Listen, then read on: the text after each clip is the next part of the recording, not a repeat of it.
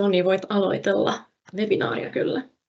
No niin, kiitos. Kuuluuko mun ääni ihan normaalisti? Kyllä kuuluu ihan hyvin. No niin, hyvää huomenta ja lämpimästi tervetuloa tähän aamun webinaariin. Tänään aiheena tosiaan tuo Google Workspace, miten kasvatat tiimisi tuottavuutta, mutta pidät kulut kurissa. Google Workspacella on yli 3 miljardia käyttäjää maailmanlaajuisesti. Se on aika iso määrä. Käyttäjiä on 11 kertaa enemmän kuin lähimmällä kilpailijalla Microsoft Office M365, jolla on 270 miljoonaa aktiivista käyttäjää. Ja tällä hetkellä yli 8 miljoonaa asiakasta maksaa jo Google Workspacesta. Nämä luvuthan kertoo siitä Google Workspacein suosiosta. Nyt tänään webinaarissa niin mietitään sellaisia asioita, että voiko Google Workspace haastaa tuon M365 yritysten tuottavuustyökaluissa ja ovatko yritykset valmiita siirtymään Google Workspaceen, kun monet käyttää jo niin kuin yksityiselämässä tätä sovellusta.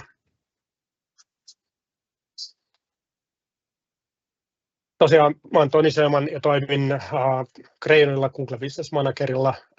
Meillä on tänään mukana asiantuntijoita Crayonilta ja Googlelta, joten tervetuloa Niko Tiaskorpi Crayonilta. Jees, morjesta. Ja Ville Immonen Googlelta. Huomenta. Lämpimästi tervetuloa. Tosiaan tämän aamun agendalla, eli käydään tässä tänään Google Workspace lyhyesti, katsotaan työkalujaan, sitten seminaarin mahdollisuuksia. Sitten käydään läpi toi Google Workspace Economics Assessment-palvelu, eli minkälaista ollaan tässä lähdetty tarjoamaan meidän asiakkaille. Sitten keskustellaan Google Workspace Economics Assessmentin pohjalta ja niistä löydöksistä, mitä me ollaan tehty meidän asiakkaille ja miten esimerkiksi organisaatiot saavuttaneet säästöpotentiaalia ja sitten tuottavuusparannuksia. Ja sitten käydään lyhyesti vielä tuonne asiakasreferenssi läpi Google Workspaceista ja lopuksi sitten otetaan osallistujien kysymyksiä vastaan. Ja muuta kuin lämpimästi tervetuloa kaikille osallistujille. Toivottavasti saatte paljon hyötyä tästä webinaarista. Lyhyesti Crayonista tähän vielä alkuun. Eli Crayon on globaali yritys, joka on noteerattu Oslon pörssissä. Meillä on yli 80 000 asiakasta, joita palvelemme sitten globaalissa markkinassa yli 4 000 osaajan voimin, ja meillä on 46 maata. Meillä on myöskin yli 7 000 sertifikaattia laajasti eri teknologioista, ja meillä on niin kuin strategiset kumppanuudet johtavien ohjelmistovalmistajien ja sitten julkipilvitoimittajien kanssa. Googlen osalta olemme yksi harvoista globaaleista Googlen Premier-partnereista.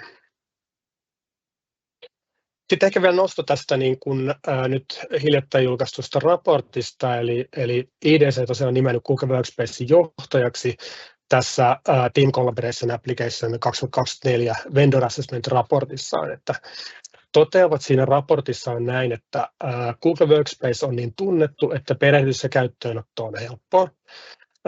Ja koska monet opiskelijat käyttävät Google Workspacea koko koulutuksensa ajan, yritysten on harkittava Googlen käyttöä.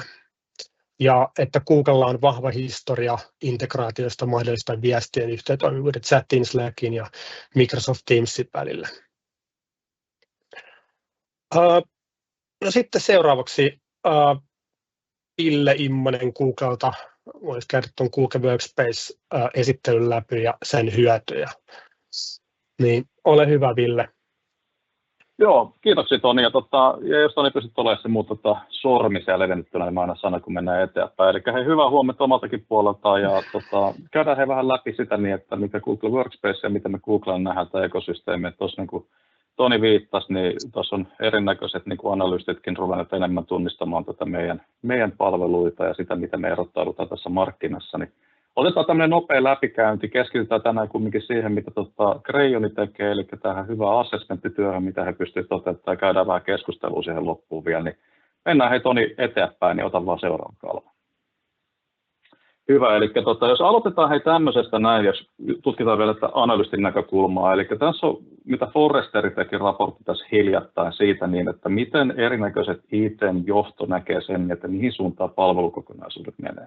Eli suosittelen vahvasti lukemaan tuon kyseisen raportin, eli mikä viesti siitä oikeasti tulee esiin on se, että enemmissä määrin me nähdään niin nyt, että palvelut tulee siirtymään paljon enemmän selainpohjaiseksi. Eli jos me mietitään tämän päivän niin työskentelytapoja, niin mehän työskennellään tosi vahvasti selainpohjaisesti, että ne natiiviklientit rupeavat pikkuhiljaa niin hälvenemään sieltä, ja sen kautta, niin kuin oliko vuoteen 2030, väitetään, että 90% palveluista ovat jo selainpohjaisia. Eli siinä me nähdään tietenkin se trendin aalto, missä me ollaan oltu mukana jo niin useampia vuosia, ja jos todiotat siitä se seuraava kalvon, ja painan vielä kerran, niin saadaan se animaatio siitä liikkeelle. Eli jos me mietitään se, että miten me googlennetaan asiaa lähes tätä niin loppukäyttää palveluiden puolelta, niin meillä on niin tietenkin ensimmäisenä tulee sellainen, eli mehän ollaan puhtaasti selainpohjainen palvelu, eli me pystytään käyttämään myös offline-moodissa, pystytään lataamaan koneelle, voidaan työskennellä ilman internetystä, mutta silti me toimitaan selainpohjaisesti. Ja siinä tulee tämä Chrome tietenkin meiltä vahvasti mukaan, eli tämä on tämä meidän security browsing, niin pystytään sitten tekemään valtavia määrityksiä siihen, että miten käyttäjä pystyy aksessoimaan tietoa, kautta käsittelemään tietoa ja jakaa tietoa. Sen jälkeen tulee tämä meidän niin virtualisointikerros, eli me tuossa hiljattain hankittiin yritys nimeltä Cameo, eli mennään tämmöiseen applikaatiovirtualisointimaailmaan, eli kuten tiedetään kaikki, meillä on tietenkin historia, meidän historian kautta meillä on erinäköisiä applikaatioita, kaikki eivät tietenkään automaattisesti toimi selainpohjaisesti, niin pystytään tekemään modernilla tavalla sitten tämä virtualisointikerros siihen, jotta pystytään ajamaan niitä esiin turvallisesti tuolta meidän Haminan konesalista. Sitten tulee tämä niin meidän tuottavuuspalvelut, mistä tänään keskustellaan enemmän, ja sen päälle sitten rakentuu tämä käyttöjärjestelmä. Eli meillä on tietenkin Androidin, mitä varmaan moni meistä tuntee kuluttajapuolelta, mutta meillä on myös nimeltä Chrome omassa, eli tämä meidän niin sanotusti läppäri ja käyttöjärjestelmä siellä, niin puhutaan siitä kohta kanssa vähän enemmän. Ja tämä kaikki pohjantuu tähän meidän samaan globaaliin Google Cloudin infrastruktuuriin, mikä me pyöritetään myös tätä kaiken maailman niin kuin hakupuolen tuloksia, AI-puolia sun muita.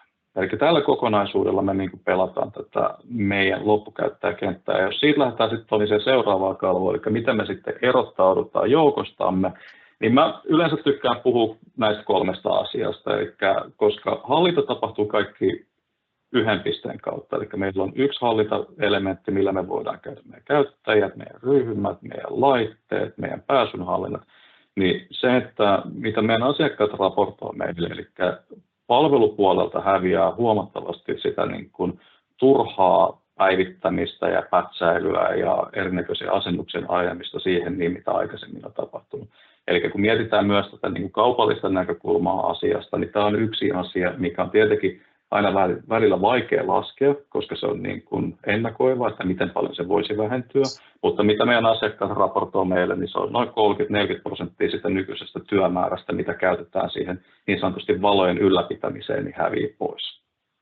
Toinen on se, että se meidän arkkitehtuurinen lähestyminen on hyvin erilainen, eli kun puhutaan, että vaikka ollaankin niin sanotusti hybridityöskentelyä, eli millä tahansa laitteella, koska me tarjotaan se sama kokemus kaikilla päätelaitteilla, niin me ollaan kuitenkin synnytty puhtaasti pilven päälle, niin me lähestytään myös tätä asiaa hyvin eri tavalla ja jutellaan tuosta kohta vähän lisää.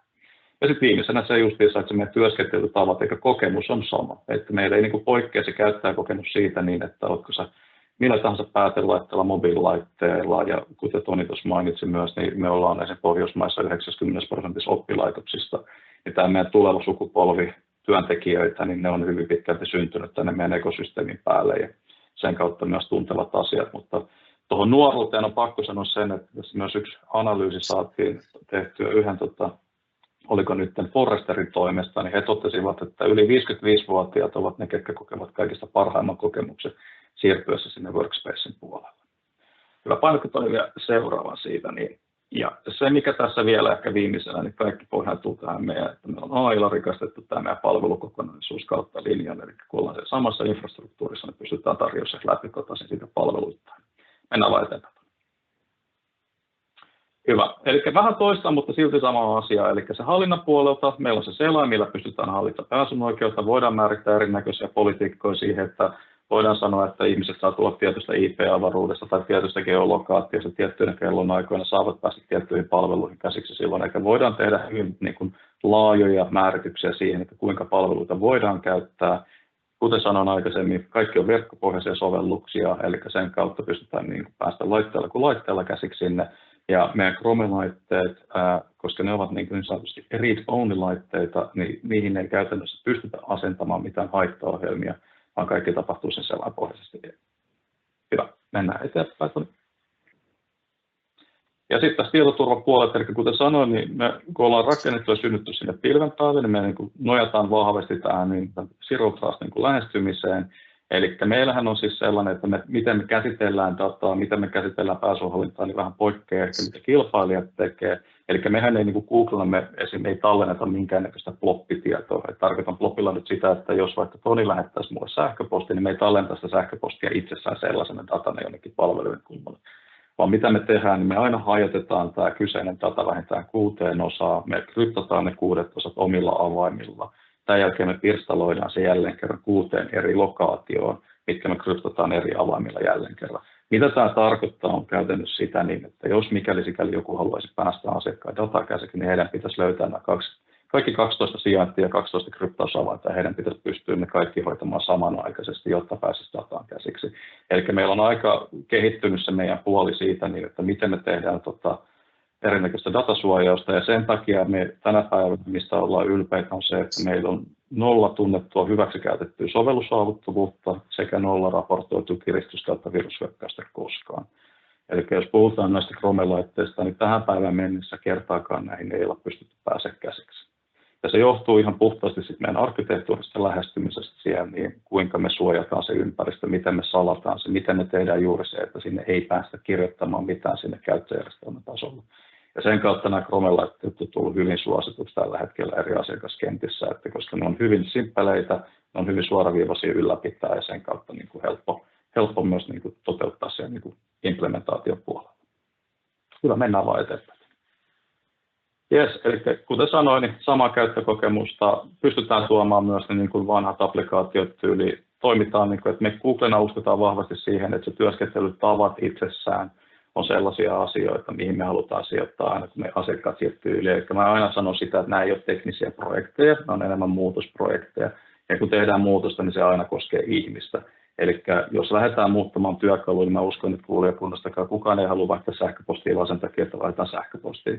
Että se on niin kuin, teknologia itsessään mahdollistaa paljon asioita, miten pystytään työskentelemään, mutta se on loppupeleissä se, että miten me työskennellään. Ja se on se, missä meidän niin kuin, vahvuus tulee, kun me jutellaan asiakkaiden kanssa, on siinä, että miten ollaan pystytty yksinkertaistamaan ja tehostamaan sitä työskentelytapoja.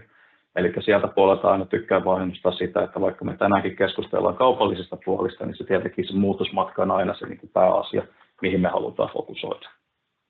Hyvä, otetaan Toni vielä siitä seuraava kalvo. Ja hyvin lyhkäisyydessä se, että mitä sitten sieltä konepelin alta löytyy, ja kuten sanoin, niin tämä on vähän niin kuin raaputellaan vaan pintaa tällä hetkellä, eli jos vasemmalta lähdetään liikkeelle, niin meillä on tietenkin meidän viestintäpalvelut, eli sieltä löytyy sähköposti, kalenteri, pikaviestintää, videoneuvottelu, voice-over, IP-palveluita ja ryhmätyöskentelyalueita. Jos tätä peilattaisiin nyt tuonne niin Microsoftin puolelle, niin puhutaan niin Teams-palveluista ja Outlookista ja näin. Keskellä on meidän tuottavuuspalvelut, eli ihan dokumentinhallinnasta, taulukkolaskentaa esityspuolelle. Meillä on myös meidän nollakoodin applikaation tuottopalvelu nimeltä AppSheet, eli meillä ideologia siitä lähtee, että käytännössä kuka tahansa ilman minkäännäköistä taustaa koodaamisesta muusta pitää pystyä rakentamaan applikaatioita. Ja sitten tämä yksi uusimpia tuotteita, mitä tuotiin tämä portfolio nimeltä Vitsi. Eli Vitsi on se, että pystytään vaikka presentaatiosta luomaan lyhyt 5 minuutin video automaattisesti. Eli voidaan tuoda esitysmateriaali, on se dokumentaatio, on se slaidia, mitä tahansa, ja sanotaan, että tee mulle tästä näin video, mikä summeeraa tämän konseptin, niin se luo automaattisesti sisällön, videon, ääniraidat, eli AIlla pystytään kehittämään sen skriptit ja siihen niin henkilö puhumaan, niin tai sitten voi tehdä sen itse. Ja tämä oli yksi asia, mikä me kuultiin kentältä paljon, että ihmiset kaipasivat uutta tämmöistä mediaformaattia, kuinka pystytään viestiä asioita eteenpäin. Ja sitten viimeisenä, kuten sanoin, se hallinta, eli meillä hallinta tapahtuu yhdestä paikasta kaikille näille meidän palveluille, myös päätelaitteille, eli se Drive on tietenkin meidän dokumentin säilytäpiste. Me kun tullaan tuolta haun puolelta, niin meillä tuo haku on kohtalaisen vahvana pultettuna kaikkiin meidän palveluihin, ja sitten sen kautta meille tulee niin kuin MDM, mobiilihallintalaitteet, meidän Security Center, missä pystytään hallitsemaan kaikkea tietoturvaan liittyvää, sekä Voltti on tämä meidän e-Discovery-palvelu. Ja jos Toni kerran näpäytät siihen vielä, niin saadaan tämmöinen pieni logogalleria. Eli kuten Toni sanoi, niin meillä on noin 3 miljardia aktiivista käyttäjää tällä hetkellä, eli on aika matuuri palvelu. Ja meillä on yli 10 miljoonaa yritysasiakasta ihan laidasta laiteen, pienestä startupista aina valtaviin enterpriseihin. Tässä hiljattain, nyt jos tuosta kategoriasta jonkun nostan, niin on tämä Schwarz Group, eli Schwarz Group Suomessa ne tunnetaan litsikaupoista, eli he päättivät siirtää heidän 575 000 työntekijää yli meidän ympäristön puolelle, koska kokivat juuri sen, että miten he pystyvät sinne niin kuin kenttätyöntekijöitä auttamaan ja tukemaan siinä niin kuin viestinnässä ja kommunikaatiossa. Ja sen kautta, kun tekivät sitten vahvaa evaluaatioa siitä, että jäädäänkö sinne nykyiseen vai siirretäänkö meihin, niin tekivät sitten päätöksen siirtyä yli. Ja Suomen puolellahan meillä on sitten Yle, Neste ja Cargotec ja sun muita, mitä tunnistetaan. Mutta tämä oli, kuten oli puhetta, että käydään nopeasti palveluja, ja sitten ehkä se tärkein asia, jos siitä klikkaat seuraavalle kalvolle, niin on se, että me koetaan myös, että tämä meidän AI-puoli ei pidä olla asia, mikä on niin kuin eksklusiivisesti rajattu tietyille ihmisille, mikä on niin kuin kustannuselementin takana, vaan se pitää olla sisällyttynä palveluihin. Ja me ilmoitettiin vuoden alussa, että tämä meidän Gemini, mikä on meidän tämä kielimalli, niin se kuuluu näihin palveluihin ja hintaan itsessään. Ja se, miten käyttäjät sitä pystyy käyttämään, niin on oikeastaan usealla eri tavalla, mutta jos lähdetään vasemmalta liikkeelle, niin yksi on se, että meillä on niin kuin palveluihin itsessään sisällettynä. On se sitten sähköpostiin, että vastaa tähän viestiin pohjautuu, mitä ihmiset on kirjoittanut, auta mua niin korjaa mun kirjoitusvirheet, luo mulle tämä presentaatio, luo mulle templaattia, taulukkolaskennassa käytetään tietenkin AIlle, että mä haluan tehdä tämmöisen pivot-taulukon, luo se mulle. Tai sitten tämmöinen ehkä perinteinen, mihin moni on tottunut, niin on tämmöinen niin kuin viestintäpuoli, eli meillä on niin sanotusti Gemini Advance, eli yleinen chattibotti-ajattelu, mihin pystytään käymään keskustelua, voidaan niin kuin tuoda omat dokumentaatiot, maadottaa sen kautta se faktuaalisuus siihen, tai luoda omia agentteja myös siellä, eli agentit tietenkin on kova termi nykypäivänä, mutta se, että voidaan tehdä niitä omia avustajia, mitkä voidaan sitten tuoda mukaksi tuonne niin kuin vasemman puolen palveluihin. Eli minulla voi olla sähköpostissa vaikka oma agentti, joka aina hakee mun CRM:stä tiettyjä tietoja mulla, mikä minä en pyydä. Sitten toi Notebook LM mä haluan nostaa. Toivottavasti kuulijat on käynyt kokeilemaan sitä siviilipuolella. Jos ette, annan vahvan suosituksen käykää. Eli tämä on myös kuluttajille saatavilla. Yrityspuolella tietenkin meille tulee sopimukselliset ehdot ja datahallinnot sun muut, mitkä poikkeavat kuluttajamaailmasta paljon, mutta tämä on piste, mihin pystytään viemään omaa dokumentaatioa, sen kautta ruveta käymään keskustelua ja tekee erinäköisiä raportteja siitä, mutta se ehkä mikä on eniten nostanut niin tuolla mediassa päätään on tämä meidän audio overview, sekä pystytään sanomaan, että tässä on sulle vaikka 10 000 sivua dokumentaatiota syöpätutkimuksesta, tee mulle tästä 10 minuutin podcastin, mikä kertoo mulle ne pääasiat. Ja tämä on taas jälleen kerran tapa, miten me pystytään käsittelemään ja niin kuin hallitsee erinäköistä tietoa, miten me käytetään sitä siinä meidän omassa arjessa hyväksi. Hyvä. Toni, siinä oli oikeastaan tämmöinen hyvin nopea läpiraapasu. Yleisesti käytetään paljon enemmän, mutta nyt mentiin tehokkaasti, niin mä annan takaisin sulle. Kiitos, Ville. Käydään seuraavaksi lyhyesti vielä läpi toi Google Workspace Economics Assessment-palvelu, mitä ollaan nyt lähdetty meidän asiakkaille tarjoamaan just niille asiakkaille, joilla on Microsoft 365 käytössä, ja tehdään tämmöistä niin kuin vertailuanalyysiä, että miltä se maailma näyttää siellä Google Workspacein puolella. Eli tämä meidän tarjoama kokonaisuus on tämmöinen 5-vaiheinen harjoitus, jossa sitten nämä vaiheet on sellaisia, että ensin tunnistetaan, ketkä on mukana projektissa, määritellään sitten tällaiset niin kuin skenaariot, eli tarkoittaa, että millä tavalla halutaan sitä vertailua niin kuin tehdä, että onko esimerkiksi Windows-koneet käytössä, viedäänkö sinne, otetaanko siellä käyttöön Google Workspace niin kuin selaimella, tai sitten otetaanko mukaan Chrome OS, minkä tyyppinen laskelma halutaan tehdä. Nämä skenaariothan on aina erilaisia eri yrityksillä, niin nämä sovitaan sitten aina projektin alussa.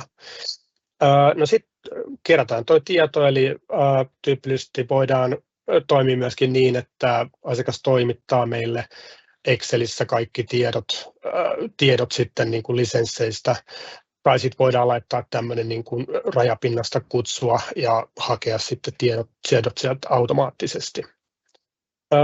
Sitten lähdetään katsoa se skenaariot läpi, eli katsotaan ylipäätään, että millä tavalla ne mäppäytyy ne palvelut keskenään, katsotaan, että millä tavalla se olisi mahdollista ja rakennetaan ne skenaariot sieltä. Ja sitten tehdään nimenomaan kustannusten osalta tuo vertailuanalyysi ja sitten käydään asiakkaan kanssa vielä yhdessä läpi se niin kuin dokumentti ja jutellaan läpi ne mahdolliset ratkaisut sieltä, mitä sieltä tulee ulos. Ja tämä on tosiaan semmoinen, tämä vertailuanalyysi, että tämä on meidän asiakkaille maksuton. Ehkä sitten vielä tuosta, että minkälainen se raportti on, mikä sieltä tulee. Eli se on tosiaan kustannusten vertailu Microsoft 365, ja sitten on se skenaarioanalyysi, mistä äsken puhuin, ja sitten niiden skenaarioiden eri kustannukset. Ja sitten tuodaan vahvasti myöskin Google Workspacein edut, ja sitten nimenomaan siihen, mitkä ne skenaariot on, ja se liiketoiminta asiakkaalla. Ja sitten myöskin suositukset seuraaviksi vaiheiksi käydään sitten tuossa raportissa myöskin läpi. Projektivinkkelistä tämä on noin 3 viikon projekti, sisältää tämän kaltaisia työvaiheita. Eli nyt sitten niin kuin me ollaan arvioitu, että vaikka meillä tässä menee hieman enemmän aikaa, mutta asiakkaalla niin tämä on 3-4 tuntia tämä asiakkaan käyttämä aika tässä, niin sanotaan, että aika kevyellä kuitenkin ajankäytöllä saadaan tässä kuitenkin tosi merkittävä sisältö sitten aikaiseksi. Mutta siinä lyhykäisyydessä tuo assessment, mitä se sisältää, ja mennään tuohon keskusteluosioon, ja Nikokin voi liittyä tosiaan nyt sitten keskusteluun, eli keskustellaan noista löydöksistä, mitä ollaan eli Google Workspace Assessmentien kautta niin kuin tehty, ja tosiaan me ollaan tehty nyt tällä hetkellä useille yrityksille, ja tosiaan keskustellaan läpi. Eli aloitetaan vaikka tuosta niin kuin haasteista, eli tämän tyyppinen muutos, se on aina erilainen eri yrityksillä, riippuen vähän sidoksista ja sit investoinnista myöskin sen nykyiseen ekosysteemiin, kokonaisarkkitehtuurista ja sitten integraatioista. Niin miten, Ville, Niko, koette, että minkälaisia, niin kun, tai ehkä enemmän niin kun nyt ensin Nikolle kysymys, että minkälaisia haasteita noissa analyyseissä on tunnistettu eri yrityksille, että olisiko siellä sitten sellaista esimerkkiä myöskin niistä keskeisimmistä haasteista, ja miten niitä on lähdetty ratkomaan? No itsessään noita haasteita itsessään, mitä tuolla on tullut vastaan näissä assessmenteissa, mitä me ollaan tähän mennessä tehty, niin on tullut yleensä siitä, että siellä on paljon asiakkailla tämmöisiä erilaisia integraatioita jo olemassa olevan arkkitehtuurin kanssa, eli ajatellaan, että niillä on M365 käytössä, ja niillä on Teamsin kanssa tai Dynamicsin kanssa, CRM:n kanssa muita tämmöisiä niin kuin sidoksia, integraatioita tehty, mitkä sitten yleensä on sitä, että niin kuin moni asiakas ajattelee, että ne on niin kuin, hyvin sidottu siihen Microsoftin ekosysteemiin, ja ne joutuu olemaan siinä. Vaikka nämä integraatiot on kuitenkin niin kuin ihan täysin luotavissa myöskin niin kuin, Google-ekosysteemin kanssa, ja se on myöskin ehkä voisin sanoa, että jopa helpompaa siellä Googlen ekosysteemin kanssa rakentaa näitä integraatioita, ja löytyy hyviä työkaluja siihen. Lisäksi myöskin monet on sitten, mikä tulee sitten tämmöisenä niin kuin, yleensä yllätyksenä on se, että Googlella ei ole näitä perinteisiä työasemalle asennettavia sovelluksia, vaan ne tulee sieltä selaimen kautta. Ja monet sitten on kokenut sitten sen, että kysynyt, että onko tämä semmoinen stopperi heille, että tuleeko siinä vaikeuksia sitten käyttää niitä sovelluksia, tai tuntuuko ne erilaiselle, kun ne käyttää selaimen kautta, ja tökkiikö ne tai jotain muuta vastaavaa, mutta enemmän se on ollut ehkä siinä, että siis selaimen kautta käytettäessä, niin sä kuitenkin saat sen oman pisteen tai sen workspacein oikeastaan jokaiselle laitteelle, mitä sä käytät, niin se on aina se sama.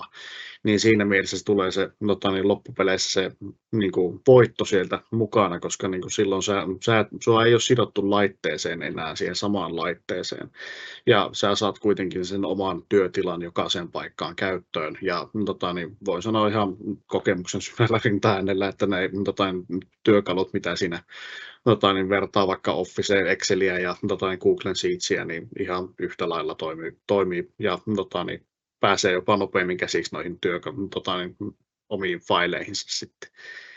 Vielä yksi, mikä tulee mieleen, niin on sitten tämä esimerkiksi Defenderit, muut vastaavat, mitkä on sitten käytössä niin kuin Windowsin puolella, että niin entäs sitten, jos Windowsit on käytössä, niin että sitten joutuisi periaatteessa, niin kuin, että saadaan se kaikista parhain hyöty, niin joutuisi lähteä luopumaan sitä Windowsin ekosysteemistä, mutta niin, sekä ei sinällään pidä paikkaansa, että sä voit käyttää kuitenkin Windowsia niin ihan yhtä lailla niin kuin sen Google Workspacein kanssa. Ja lisäksi myöskin se, että se ehkä vaan tuo enemmän sitä tietoturvaa siihen, koska ne on justiin sidottu siihen niin kuin selaimeen ja siihen Google Workspacein profiiliin. Ja sitten on vaihtoehtona myös käyttää tätä Chrome OS myöskin näillä Windows-laitteilla, että jos halutaan päästä irti kuitenkin niin kuin Windows-lisensseistä, niin voidaan käyttää Chrome OS Flexiblea esimerkiksi, mikä on tämmöinen, niin kuin, minkä voi asentaa tuohon Windows-koneelle ja pystytään sitä kautta niin kuin luomaan sitä Windows-koneesta sitten tämmöinen niin Chrome OS-laite. Niin ihan samalla tavalla pystytään sitten käyttämään sitä hyväkseen, tai sitten vaihtoehtoisesti voidaan sitten lähteä siirtämään sitä laitekantaa pikkuhiljaa sinne Chrome OS:n puolelle, mikä tuo sitten sen loppujen lopuksi parhaimman mahdollisen kustannuspotentiaalin sinne, tai säästöpotentiaalin oikeastaan siihen ympäristöön, mutta sekään ei tietysti ole pakollista, että jos näkee, että Windows on enemmän hyödyllisiä työkaluja organisaatiolle, niin sekin on mahdollista kuitenkin käyttää sitä ihan hybridinä. Joo. Mitäs Ville, minkälaisia haasteita olet itse kohdannut asiakkaiden kanssa? No, haasteitahan on tietenkin monenlaisia, mutta siis mä ehkä lähtisin tätä aina oman siltä puolelta, että realiteettihan on kuitenkin se niin, että yrityksessä on rakennettu vuosikymmeniä sitä omaa ympäristöä ja arkkitehtuuria, ja eihän me nyt voida niin kuin lähteä sellaisella olettamuksella, että nyt tullaan ja 6-9 kuukautta kaikki on muutettu yli, se vaan ei ole realiteettia. Eli yleensä miten me lähdetään näitä asiakkaiden kanssa tekemään, ketkä lähtee siirtymään meihin, niin mehän tehdään tässä niin omalla roadmapin myös. Eli se, että jos me lähdetään siirtämään niitä tuottavuustyökaluja, eli nyt jos puhutaan sieltä vaikka Office 365 niin Workspacein puolelle, niin siellä on, kuten Mika tuossa hyvin sanoi, sulla on laitekanta siellä. Useimmiten näitä liisataan tai ollaan hankittu, niillä on elinkaaret sun muuta, että eihän niitä voida niin kuin saman tien vaihtaa toisiin päätelaitteisiin, että se ei vaan niin taloudellisesti ja muutenkaan järkevää. Vaan siihen rakennetaan sitten siirtymävaiheita, että okei, että mitä me pystytään nyt lähteä siirtämään, millaisella aikajanalla siirretään, ja just niin kuin toi Defenderit sun muut, mitä mainittiin, nämä tietoturvapuolet, niin kun se muuttaa sitä lähestymiskulmaa meidän puolella aika paljon, koska lähtökohtaisesti, jos me otetaan niin, että me suojataan kaikki data sinne meidän pilveen, ja sä lähestyt kaikkea sen selaimen kautta, niin me pystytään sillä puolella tuomaan se niin kuin haavoittuvuusrajan pinta huomattavasti pienemmäksi, miten siitä päästään sitten sinne niin kuin yrityksen salaisiin tietoihin tai tärkeisiin tietoihin käsiksi. Eli juuri tämä keskustelu aika usein menee mullakin siihen, että okei, no meillä on nämä Defenderit, mitä ne sitten siellä puolella. Ja toinen, mikä paljon nostaa nyt päätössä, on tietenkin Purview, eli tehdään sitä niin kuin datan niin kuin luokittelua ja labelointia ja siihen erinäköisiä politiikkoja. Ja Google tarjotaan ihan vastaavanlaiset palvelut, ja meiltä löytyy oikeastaan 2 eri lähestymiskulmaa, miten me pystytään se ottaa niin kuin yli helposti. Toinen, että meillä on avoimet rajapinnat, eli mehän ollaan niin kuin avoimen rajapinnan palvelu, eli meiltä löytyy palvelu kuin palvelun rajapinnat, eikä pystytään sieltä tuomaan yli. Mutta toinen, mitä itse asiassa asiakkaat paljon käyttää nykyään, niin on sitä meidän AI-kyvykkyyttä. Eli me voidaan ottaa esimerkki dokumentaatioita kautta se ohjeistus, mitä yritys on luonut siitä, kertoo aiheelle, että lähdetään mukaan luokittelemaan tämä dokumentaatio meidän puolella. Ja voi väittää, että siinä mielessä se osumustarkkuus siihen, että miten se luokittelu tapahtuu, niin on hyvin korkea. Että se, että niin kuin mä ehkä Toni omalta puolelta sanoin, että se keskustelu pyörii pitkälti siinä, että laitteet, laitehallinta, identiteetti, tietoturva. Ja kaikkiin näihin löytyy niin kuin ratkaisut ja keinot, mitä niitä pystytään ottamaan yli. Mutta se on kumminkin, se on pitkän ajan suunnitelma, mitä kannattaa aina lähteä niin katselemaan. Joo, kiitos. Tuossa niin Ville, puhuitkin tuosta tosiaan niin Google-ekosysteemistä sun introssa.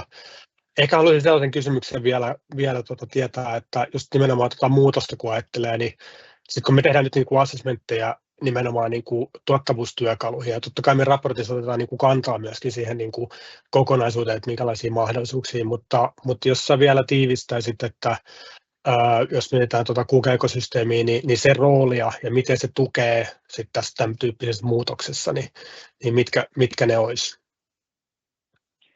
Joo, eli jos muutosjohtamista niin kun lähdetään miettimään, niin mä ehkä itse voin sanoa sille omasta kokemuksesta puhtaasti, että 20 vuotta alalla on niin molempien ekosysteemien kanssa ollut tekemisissä pitkään kautta muuta, niin ehkä se yksi isoin ongelma, mitä mä aina näen IT-puolella on se, että me jätetään se muutospuoli liian niin kuin vajavaiseksi.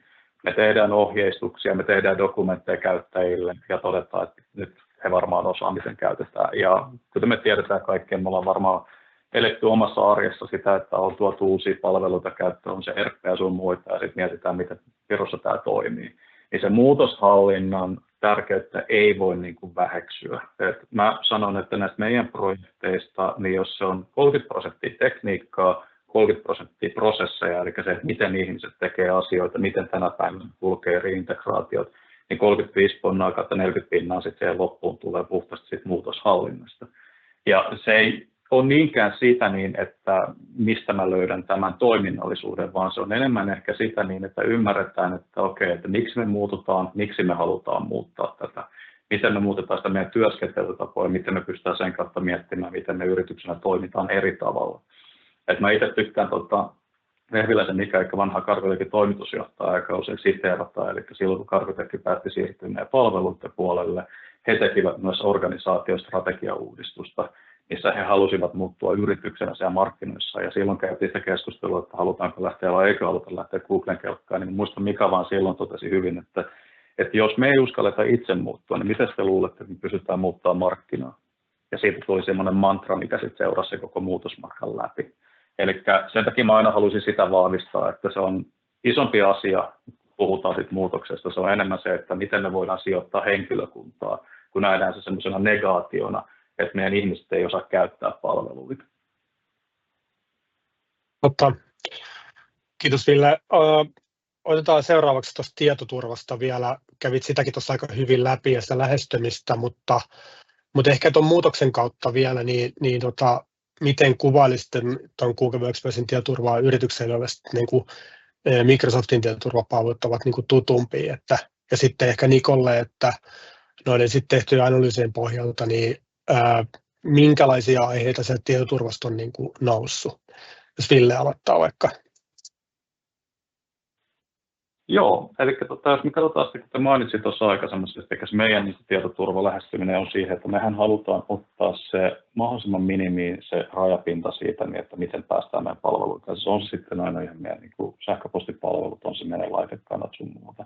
Eli se, että kun meillä on se globaali infrastruktuuri siellä taustalla, millä meidän pitää niin kuin pystyä, koska ihmiset luottaa meille niin kuin henkilökohtaisista tiedoistaan, luottokorttitietoihin sun muihin kautta yritys antaa meille erinäköiset niin kuin kriittiset datansa, niin meillähän totta kai hirveästi investoidaan siihen, että halutaan pitää se niin kuin viimeisen päälle kunnossa. Ja se, että me uskotaan vahvasti siihen niin, että jos me katsotaan nykypäivän näitä eri harmittavia tapahtumia, mitä yritykset kokee, on se sitten vaikka sitten eri kaupat, mitä niin kuin saastutetaan sen kautta niin kuin liiketoiminta loppuu tai muut palvelut, mistä viedään henkilötietoja, niin se on useimmiten se päätepiste, se käyttää päätepiste, mikä on se haavoittuvin paikka. Eli jostain syystä ei ole ehditty päivittämään sitä ympäristöä, sen kautta löydetään erinäköisiä haavoittuvuuksia sisään. Eli tämän kautta me halutaan pienentää se tosi pieneen. Sitten sen kautta, miten me niin salataan se kaikki käytävät, miten meidän palveluihin päästään, miten me niitä kryptataan, miten asiakkaat voi tuoda omat kryptausavaimensa siihen mukaan, että voidaan vielä vahvemmat puolet. Ja se, että niin kuin, kyllä tekoäly nostaa myös paljon tälläkin puolella saraa, että miten me voidaan niin kuin aina hyväksi käyttää siihen, että me tehdään osista niin tietoturvalogien analysointia, pystytään asiakkaalle tarjoamaan palveluita siitä, niin että miten he pystyvät tunnistamaan, jos sikäli jotain yrityksiä tapahtuu heidän ympäristöön. Joo, kiitos. Mites Niko, millaisia teemoja sieltä assessmenteista on tietoturvan osalta? Ainakin muistan, että Entra ID on noussut ja nimenomaan identiteettihallinta on yksi kokonaisuus, mutta mitä muuta?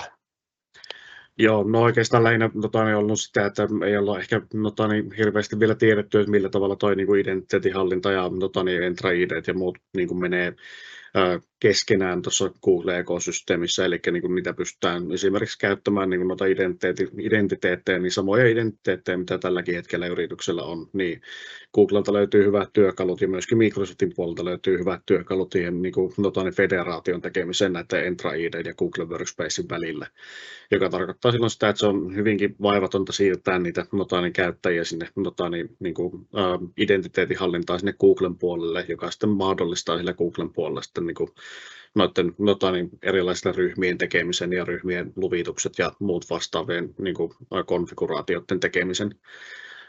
Sitten tietysti mitä toisia asioita on noussut niin kuin tietoturvan osalta, niin on oltu justiin niin kuin tämä päätelaitepuoli edellä, että kun ollaan käytetty justiin sitä Windowsia, että Windowsissa meillä on Defenderit ja meillä on BitLockerit ja muuta, niin voidaanko niitä käyttää edelleen, ja sitten taas, niin kuin, että siinä on aika, just niin kuin puhutaan, niin kuin Villekin tuossa mainitsi, että on paljon, niin kuin, nämä on niin erilaisia nämä niin kuin lähtökohdat tässä, että kun puhutaan siitä, että teillä on workspace käytössä ja teette töitä workspaceissa, niin suuri osa teidän niin kuin, noista tiedostoista ja muista tallentuu sitten niin kuin Google Driveen, tallentuu jonnekin muualle kuin siihen päätelaitteelle, eli sinne pilvipalveluun, niin siinä vaiheessa työtte niin kuin periaatteessa, tai niin kuin, siinä ei enää ole semmoista niin kuin, päätelaitteelle menevää dataa niin paljon, mitä sitten tarvitsisi suojata niin paljon, niin sitten se on niin kuin, se jää ehkä niin kuin, en nyt sano tarpeettomaksi, jos käyttää Windows-laitteita, sulla on kuitenkin mahdollisuus kuitenkin vielä niin kuin tallentaa niitä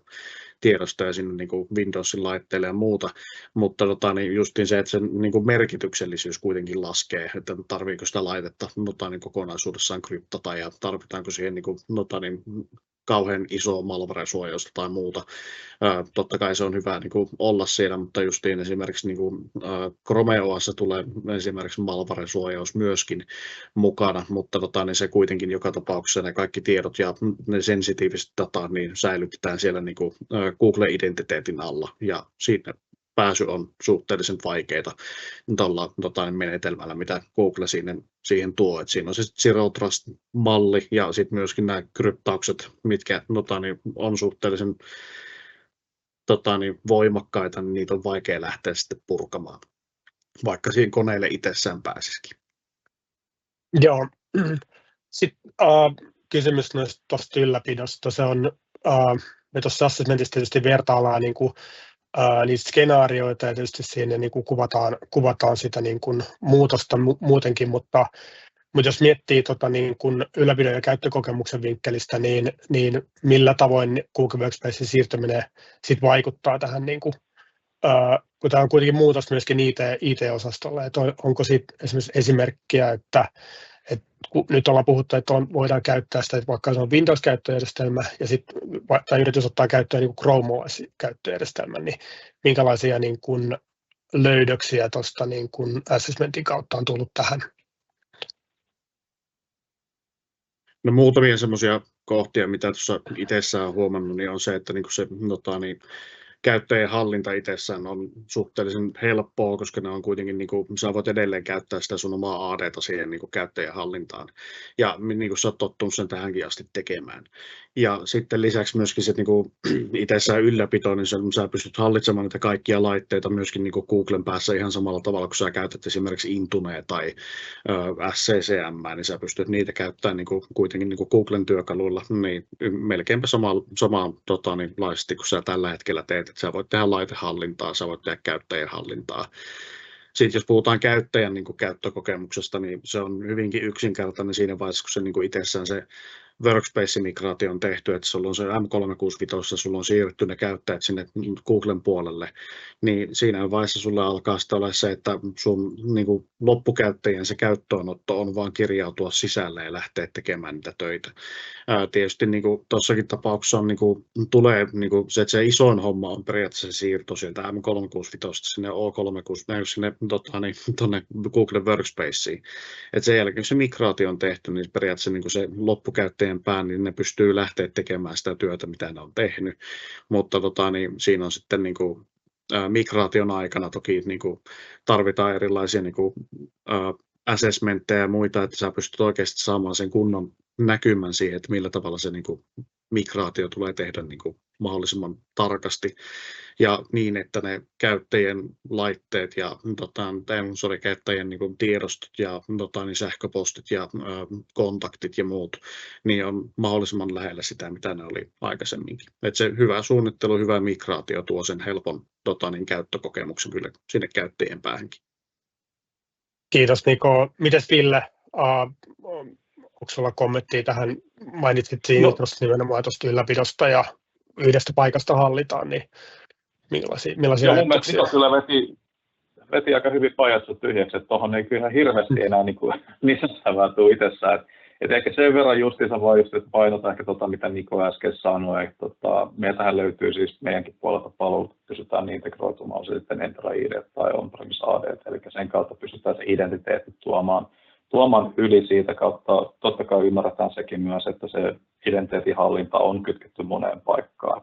Että se, että niin kuin päästäänkö siitä kanssa silleen niin napanuoraan leikkaamalla saman tien välttämättä ei, mutta se just siitä, missä Crayoni tulee hyvin vastaan tässä assessmentin näkökulmasta, että he pystyvät sitten antaa niitä näkemyksiä siihen, että okei, että jos siirtymä ottaa vaikka vuodessa 2, se on identiteetin puolelta tai pidempääkin, niin miten se kannattaa silloin lisenssoida. Mutta niin hallinnan puolelta kyllä se niin pitkälti menee just sinne ylläpidolliseen puoleen. Jos me mietitään, että jostain olen lukevina, niin joskus, että oliko 47% IT käyttää siitä niin, että valot on päällä heidän työajastaan. Eli tehdään asennuksia, päivityksiä sun muita. Niin tämähän on se asia, mikä meidän puolella vähenee huomattavasti, koska se justiinsa se, että päätellään, että rajapinnan päivittäminen vähenee, palvelut tapahtuu tietenkin ylläpito meidän puolesta. Ja se, että kun olen käyttänyt termiä, että on aika usein sellainen palvelu, että laitetaan ankat riviin, eli määritellään kerran kaikkea, ja sen jälkeen sinne ei hirveästi tarvitse enää koskea. Eli se niin kuin päivittäinen niin kuin räpläily ja niin kuin hypistely siellä asetuksissa on hyvin minimaalista meidän palveluiden puolella. Mutta ei mulla hirveästi tuohon, Niko aika hyvin veti näistä pakettiin koko kysymyksen. Joo, otetaan muutoksesta vielä kommentit, eli kun mietitään tällaista niin kuin päivittäisten työkalujen vaihtoa, niin se on aika iso hanke, niin kuin, siinä on kuitenkin tekemisen tapa muuttuu, että siinä on, niin kuin totesit Ville, niin siinä on kyse paljon muustakin kuin teknologiasta tai työkalujen vaihdosta. Niin lyhyesti vielä, että miten kuvailisitte noiden tuottavuustyökalujen vaihtamista Google Workspaceen nyt sit tätä muutosta harkitseville yrityksille? Joo, no siis tietenkin se lähtökohtaan on ensimmäisen sen, että pitää pystyä olemaan sinut sen asian kanssa, että se työskentelytapahan tulee muuttumaan. Eli me ollaan aika pitkälti taas suomalaisessa kulttuurissa otettu siihen, että meillä on ne fyysiset applikaatiot asennettuna koneille ja niiden kanssa työskennellään, että se muuttuu siihen niin kuin selainpohjaiseen. Se, että teknologia on mennyt niin valtavasti eteenpäin, että jos mietitään, niin meillä on, ehkä näistä joistain logoista huomasitte, niin meillä on niin kuin valtavia pörssiyrityksistä lähtien pieniin startuppeihin, mitkä niin kuin pyörii tämän meidän ekosysteemin päällä. Eli se ei tarkoita sitä niin, etteikö työtä pystyisi tekemään, ei jotta se ei toimisi. Mun mielestä se keskustelu on käyty vuosia sitten jo ohi, eli yritykset pystyy toimimaan.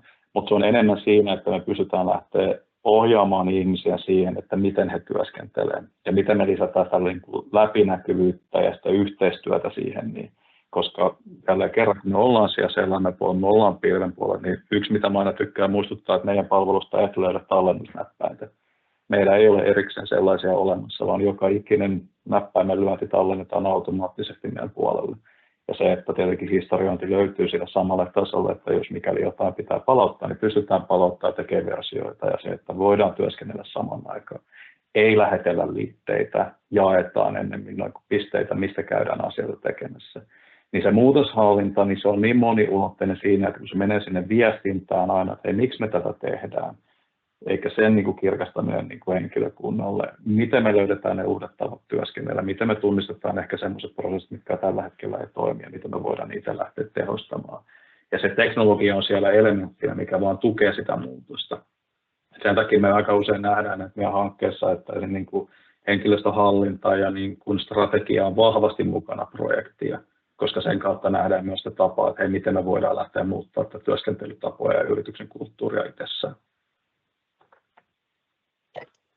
Yes, sitten ehkä niin kuin näihin kustannuksiin, eli tämä on tietysti keskeistä tämmöisessä niin kuin assessmentissa, mutta niin kuin, me on löydetty noiden assessmentin kautta nyt kustannussäästöjä, kun siirrytään Google Workspaceen, niin minkälaisia asioita otettava huomioon, kun lasketaan niitä säästöjä, että onko niin kuin se siirtyminen itsessään niin kuin kustannuksiltaan kannattavaa ja kestävää, niin ehkä nyt enemmän Nikolle sitten kysymys tässä.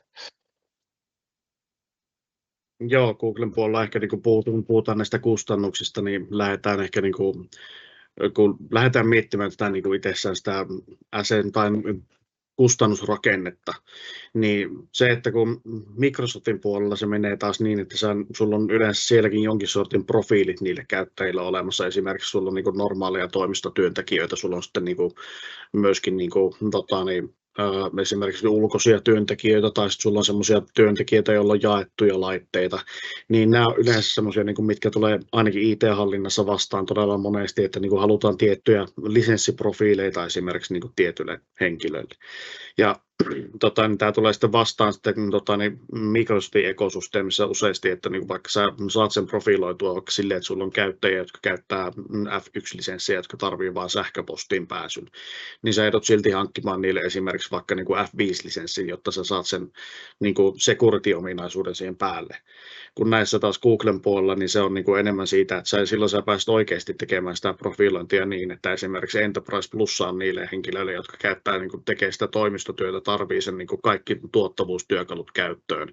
Ja sä voit sitten käyttää kuitenkin niille, jotka niin kuin tarviikin vaan sen pelkän sähköpostin tai sitten tarvii niin kuin pelkän, jopa pelkän identiteetin, niin sä voit niillä käyttää sitten niin kuin joko esimerkiksi Frontline-lisenssejä tai sitten esimerkiksi Cloud Identity Premiumia tai muuta vastaavaa niin kuin yksittäistä lisenssiä, ja sä silti saat ne niin kuin tietoturvaominaisuudet siihen päälle. Niin tämä on se niin kuin ehkä isoin juttu niin kuin siinä profiloinnissa ja kustannustehokkuudessa, kun lähdetään tekemään niin kuin arviointia, niin tuo profilointi on helppoa, eikä sun tarvitse niin paljon kiinnittää huomiota niihin, niin kuin, esimerkiksi Microsoftilla on tosi tarkat tehot, millä tavalla sun pitää niin kuin, profiloida se käyttäjä, että se oikeasti menee siihen, niin kuin, siihen lisenssin laariin niin sanotusti. Kun täällä taas niin se on enemmän, että jos se niin henkilö pärjää sillä pienemmällä lisenssillä, niin silloin se voi käyttää sitä pienempää lisenssiä. No sitten päästään vielä siihen, että kun tehdään tämmöistä niin arviointia itsessään, niin tämä profilointi on helppo lähteä tekemään itsekin, että sä voit niin lähteä katsomaan, minkälaisia käyttäjiä meillä on ja minkälainen Google-lisenssi niille menee. Mutta sitten kun puhutaan siitä, että minkälaisia ominaisuuksia esimerkiksi näiden lisenssien välillä on, että on M365, E5 ja sitten on Enterprise Plussaa Googlen puolella, niin millä tavalla nämä niiden niin sanotut niin ominaisuudet niin mätsää keskenään. Niin tässä tulee sitten siihen, että millä tavalla tuo niin profilointi kannattaa tehdä ja mitkä lisenssit niin vastaa ominaisuuksiltaan toisiaan ja tuo teille sen saman hyödyn sieltä ulos. Ja lisäksi tässä on vielä tullaan sitten siihen, että tähän kannattaa ottaa muitakin aspekteja mukaan siihen assessmenttiin, jos ajatellaan, että halutaan tehdä tuommoista kustannusarviointia, niin siihen kannattaa tuoda myös mietintään se, että paljonko ne migraatiokustannukset esimerkiksi vaikuttaa siihen ja paljonko, minkälaisia toimenpiteitä joudutaan tekemään, että se massa saadaan siirrettyä sieltä M365 Googleen. Ja lisäksi myöskin muutoshallinnan kustannuksia, että mitä kaikkea tarvitaanko me koulutuksia, tarvitaanko me muita tämmöisiä toteutuksia henkilöiden puolelle, että pystytään tuomaan se tehokkaasti ja saada ne kaikki työntekijät mahdollisimman nopeasti mukaan siihen Googlen transitioon ja päästään tuomaan se tuottavuus takaisin sille samalle tasolle, millä se aina niillä aikaisemmillakin työkaluilla on ollut. Kiitos Niko. Villeltä vielä lyhyt kommentti tuohon kustannuksiin.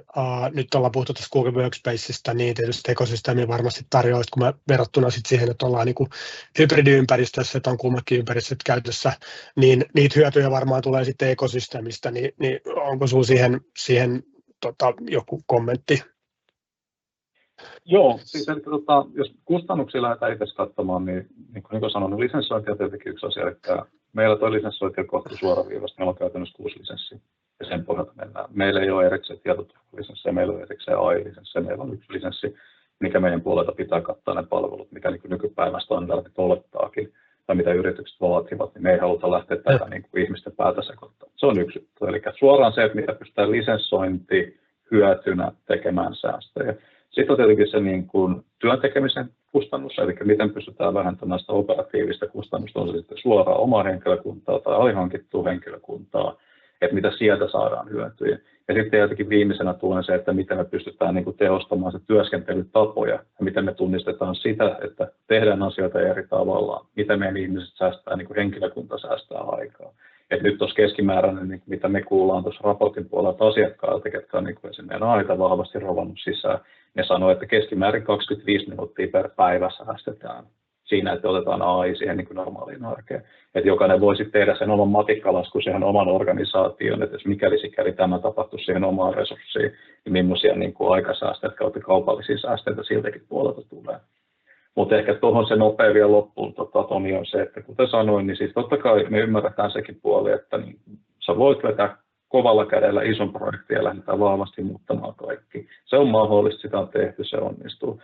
Useimmiten se, mitä halutaan, koska nämä on muutoksia, niin lähdetään tekemään palasissa. Ja se voi olla, että siellä tarvitaan vielä Microsoftiltakin lisenssoida tiettyjä palveluita se siirtymäajan ajaksi. Ja sehän on tietenkin aina sitten se kaupallinen laskelma, missä Crayoni on hyvä auttamaan, että hei, että miten tässä saadaan niin taloudellisesti kantaa. Mä aina suosittelen, että ennen kuin katsoo, että paljon me säästetään 1 vuodessa, niin katsoo paljon me säästetään 3 vuodessa, paljon me säästetään 5 vuodessa. Että jos me tehdään se transformaatio, niin silloin se totuus yleensä lähtee aukeamaan. Joo, kiitos. Tässä vikana vielä halusin ehkä nyt summerata vielä, eli me tiedän, että Nikkokin on osaaja monessa osa-alueessa niin kuin AWS:ssä ja tiedän, muistaakseni IBM-teknologioitakin on tuttua, mutta ehkä semmoinen, niin kuin, että nyt sitten noiden assessmentien pohjalta, niin miksi Google ja Google Workspace yrityksille? No itse sanoisin, että niinku ehkä se helppous ja se yksinkertaisuus siinä, että millä tavalla tuo niinku ekosysteemi toimii ja kuinka se on, niinku, on rakennettu kokonaisuutena. Ja se, että se on kuitenkin integroitavissa hyvinkin pitkälti niinku muihin niinku, kolmannen osapuolen työkaluihin tai Microsoftinkin työkaluihin, niin se on niinku helppo lähteä jopa siirtymään silleen pikkuhiljaa. Et sun ei tarvitse kaikkea lähteä siirtämään kerralla, että ajatellaan, että sä lähdet justiin siirtämään vaikka sitä M365 sinne Google Workspaceen, sä saat ne tuottavuustyökalut sieltä. No sulle saattaa jäädä sitten Power BI:tä, sulle saattaa jäädä Power Automatea, sulle saattaa jäädä erilaisia niin kuin työkaluja, mitä niin kuin Microsoftilta tulee, projektia, planneria, visioa. Niin näiden niin kuin, tuominen kuitenkin niin kuin, sitten, niin kuin, myöhemmällä vaiheessa niin on myöskin mahdollista justiin, niin kuin Googlelta löytyy esimerkiksi Looker Studio, jolla pystytään korvaamaan Power BI:tä, löytyy AppSheetia, jolla pystytään korvaamaan Power Automatea. Että niin kuin näitä pikkuhiljaa pystytään siirtämään niin kuin, enemmän sinne Googlen puolelle, jos halutaan lähtemään, ja noissa itsessään tulee jo suhteellisen hyvät säästöt jo ihan niin kuin pelkästään lisenssejä ajatellessa.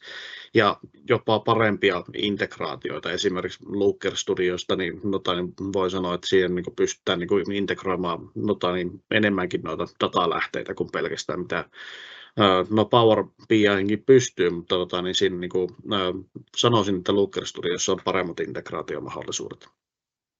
Hyvä, kiitos. Viimeisenä vielä Ville, miksi Google ja Google Workspace? Oikeastaan mä sanoisin siihen, että se on niin kuin suunniteltu siihen yhteistyöhön ja se käytettävyyteen. Että jos me mietitään, että me ollaan kumminkin taustaltamme kuluttajalähtöinen yritys, me ollaan tultu sieltä, me aina ollaan laitettu käyttäjä keskiöön ja sen kautta me ollaan sitten tietenkin viimeisen 10 vuosia aika sieltä tähän yrityspuolelle kanssa. Niin se, että suurin osa vaikka täälläkin linjoilla olijoista niin käyttää meidän palveluita, ellei päivittää, niin melkein päivittää. Että se käyttökokemus on itse asiassa hyvin tuttu, se on hyvin yksinkertainen. Me pystytään tarjoamaan se kustannustehokkaasti yrityksille. Eli kun katsotaan sitä kokonaista TCO:ta, niin me ollaan useimmiten tehokkaampi kustannuksien puolelta kuin kilpailijat.